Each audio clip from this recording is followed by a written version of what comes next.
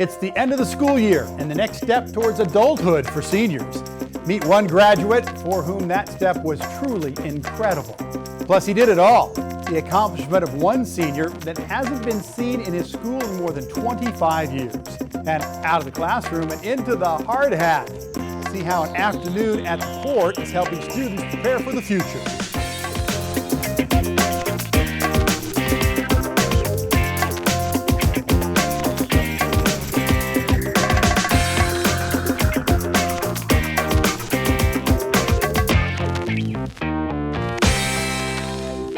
Hello and welcome to Inside Vancouver Public Schools. I'm Carl Click. The 2016-17 school year is at an end, and for high school seniors, that signifies something much bigger. Seniors from 7 VPS high schools walked across the stage and accepted their diplomas, drawing to a close their public school education. For many of them, college or trade schools are the next step. Others will join the workforce.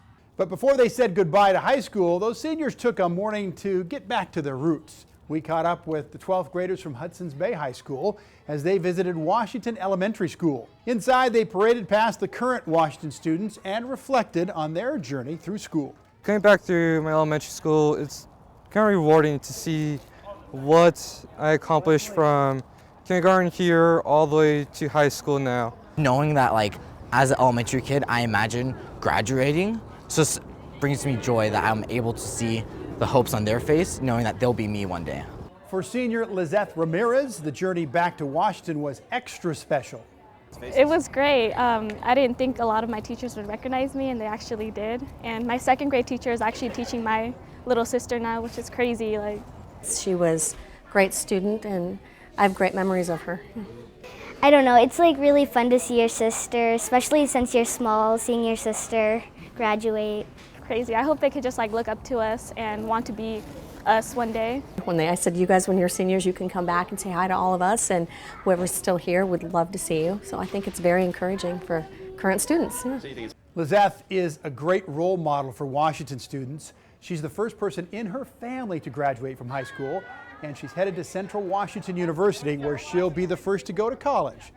The grad walks are a new tradition in Vancouver, but they're already popular. All 4 of the comprehensive high schools participated. Since it's graduation season, we wanted to take time to focus on some of the graduates and their paths into successful young adults. For one senior at Fort Vancouver High School, the trek across the stage for graduation was more than a rite of passage into adulthood. It was a moment of triumph. In a lot of ways, Jessica Beckman is a typical teenager. She's always on her phone sending text messages. Her older sister likes to tease her. She's kind of obnoxious. Jessica likes to tease right back.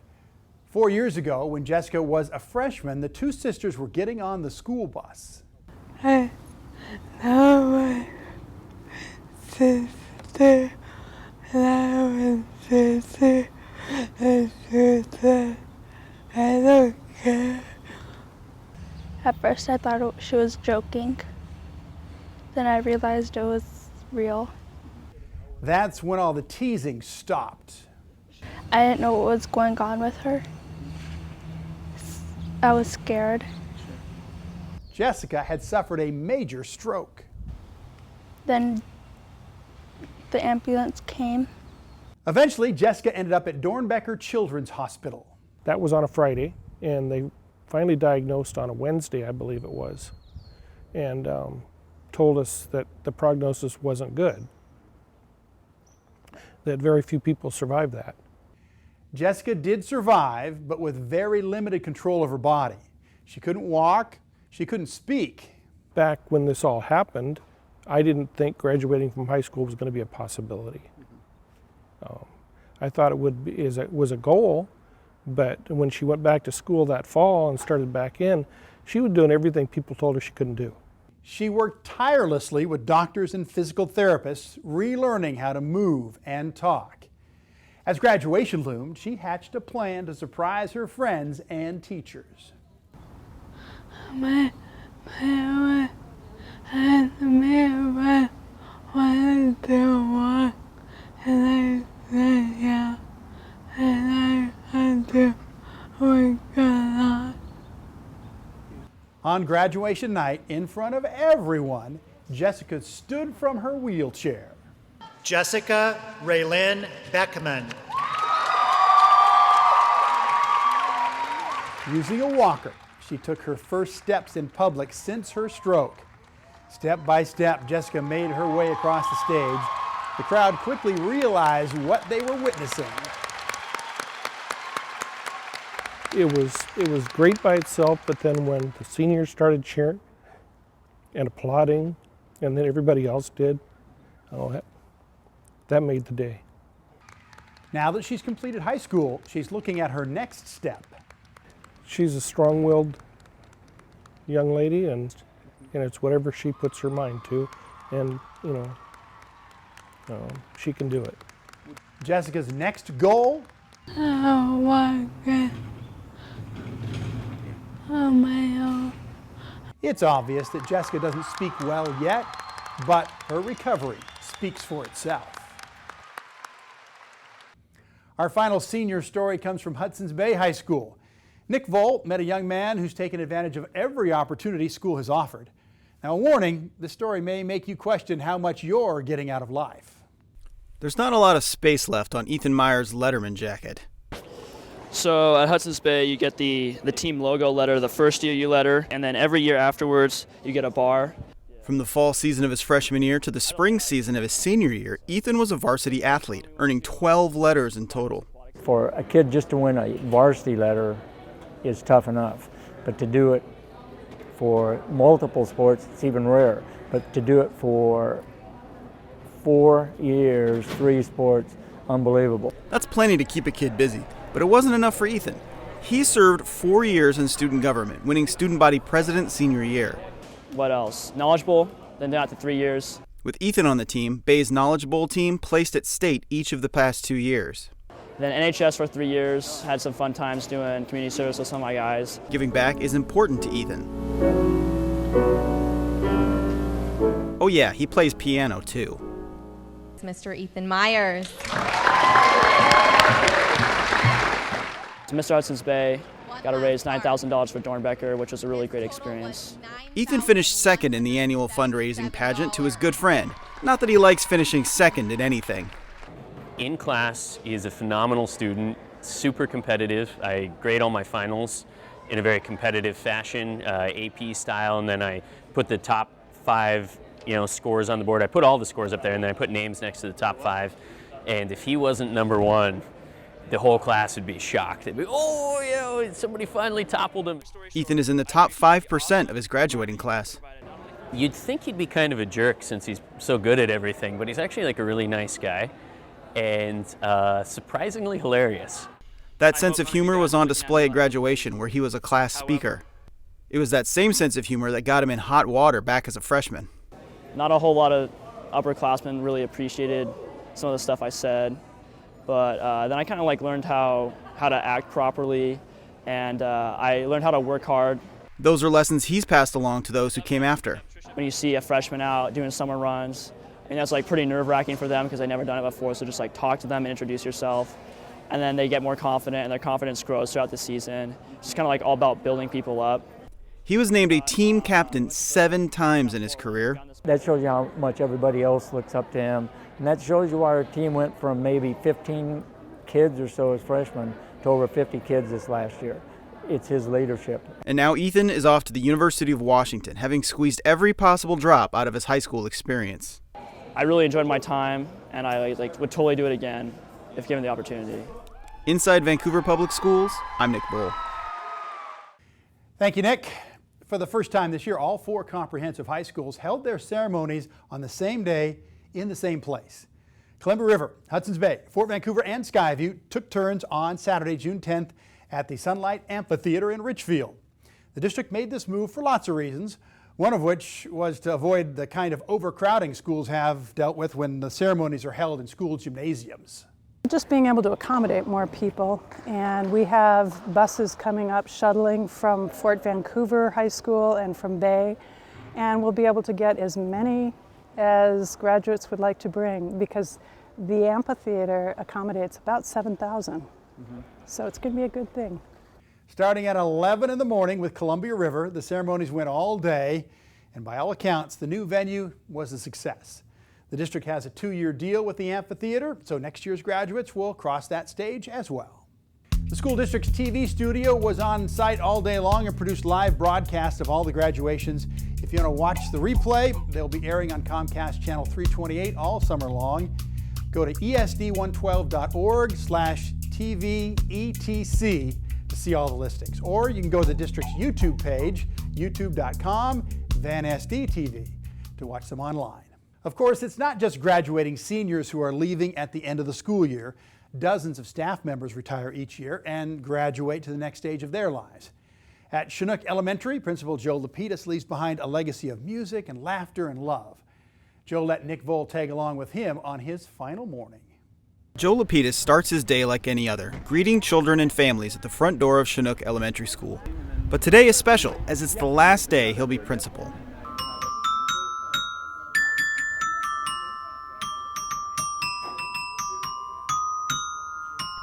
Playing his trademark xylophone, Joe starts morning announcements. Good morning, Wolf Pups. We hope you have an absolutely fantastic day today. Music has always been important to Joe. Ever since I was a little kid, music is, that's my soul. And so I brought that to school. I know some kids, they're really cool. Well, they go to a place called the Chinook School. He's known for playing guitar and banjo at school assemblies. But at the end of the year assembly, Joe's students had a musical surprise for him. When they sang Shalom Chaverim, I mean, it goes back to when I was a kid in Hebrew school, and we would sing that song.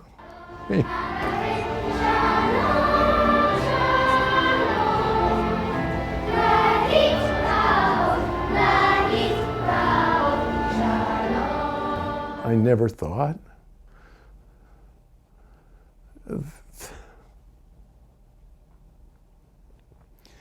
that I would have a group of kids sing that and sing it to me.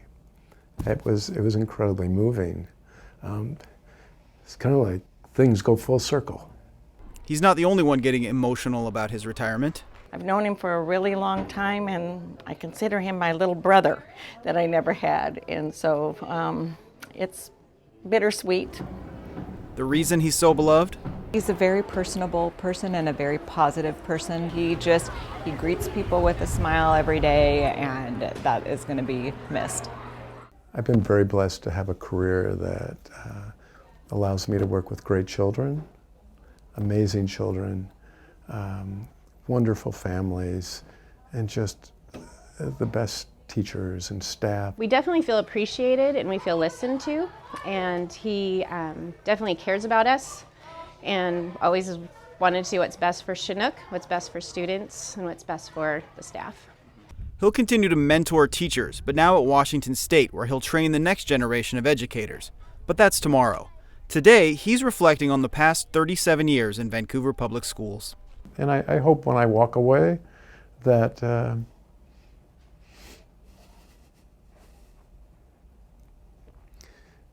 I hope I've made things a better place.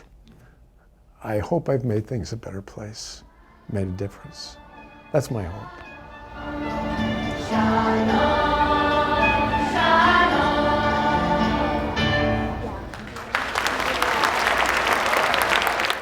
Time now for a Reschools update, the latest information on construction plans from the bond measure that voters passed back in February. Let's take a look at some of the projects coming up this summer. There are too many of them to list them all. More than a dozen elementary schools will see improvements to playgrounds. 5 school sites will see outdoor bleachers installed. Skyview will get a new synthetic track. And here's a big one. Harney, Lincoln, and Minnehaha elementaries will see heating and cooling improvements. If you want to see the complete list, go to our website, vansd.org/reschools. School has come to an end for the year, but the effort to keep kids from going hungry has not. Thanks to Share Vancouver, an organization that helps the hungry and the homeless, students can access free or reduced price meals this summer. There are a number of days and locations across Vancouver in the coming months. Too many to list here, but you can find them at vansd.org/free meals this summer, or on the Share website, sharevancouver.org. This program is open to kids who normally qualify for free or reduced price lunches during the school year. Students who are enrolled in boys and girls clubs for the summer are also provided lunches. An 8th grader from Jason Lee Middle School is one of the best in the nation in his knowledge of geography and citizenship. Andrew Douglas took home a silver medal in the National Citizenship Bee. He also earned a quarterfinals berth in the National Geography Bee. Andrew was one of 7 VPS students who earned entry into the national competition. It's in Atlanta in early June. It was his 4th straight trip to this event and his last. He says it was an unforgettable experience. Well, it's obviously a huge honor. It's great to be around so many students, some of the best around the country, and compete with them. It's interesting to see how their different schoolings play into that, and it's just fun to compete. You know. Andrew has placed in either the Geography Bee or the Citizenship Bee every year since 2014. He'll move on to Columbia River High School next fall and tells us he'll still keep competing. He plans to join the school's Knowledge Bowl team. A group of young women earned some recognition for their work in science, math, and technology. 19 high schoolers, including students from every VPS high school, earned certificates of achievement. The students were honored by the American Association of University Women for their promise and performance in those fields. Vancouver Public Schools actively encourages girls to engage in so-called STEM education. Congrats to all of these young achievers. Students interested in careers in STEM fields need to look no further than their own hometown. In a special field trip, students from several schools got an up-close look at what it means to work in the field and how it benefits our local economy. Typically, students don't wear hard hats and safety vests to school, but when their classroom is the Port of Vancouver, it's the rule. These students from several Vancouver high schools study science, technology, engineering, and math, or STEM. Today, they're learning how things work in the real world. Civil engineering, super cool, structural engineering, everything they're doing here is, brand new, groundbreaking, and super interesting. On this special field trip, organized by the district's Career and Technical Education Department, students see a new project at the port that allows for the transfer of copper concentrate from the trains into the boats. It's a well-engineered solution to a simple but difficult problem. It involves buildings, train tracks, steel grates, and a giant conveyor belt. I think it's more of a bunch of simple things put together, and then it makes it complex. Students connect the dots between what they're seeing at the port and what they learned in the class.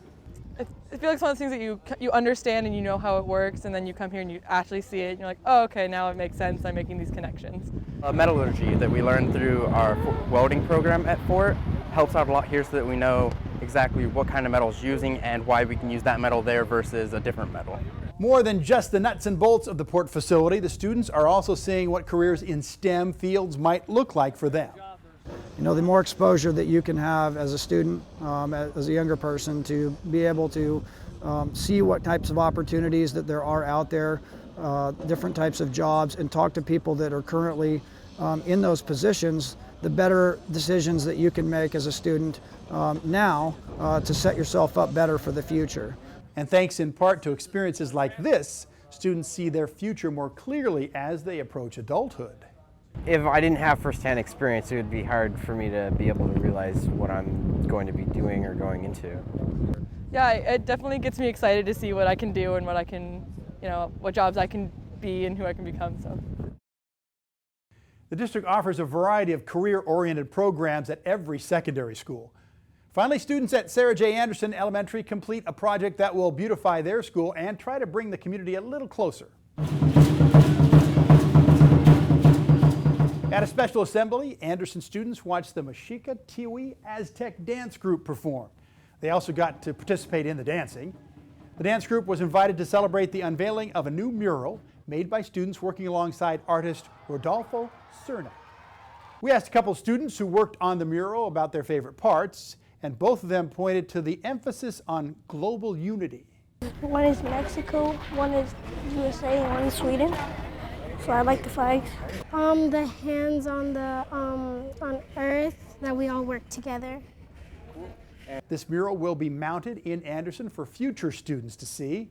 Mr. Cerna has also worked with other schools across the district on other murals, including Fruit Valley Elementary and Hudson's Bay High School. That is it for us, and this is the last episode this year. We'll see you next fall with brand new episodes of Inside Vancouver Public Schools. I'm Carl Flick. Thanks for watching.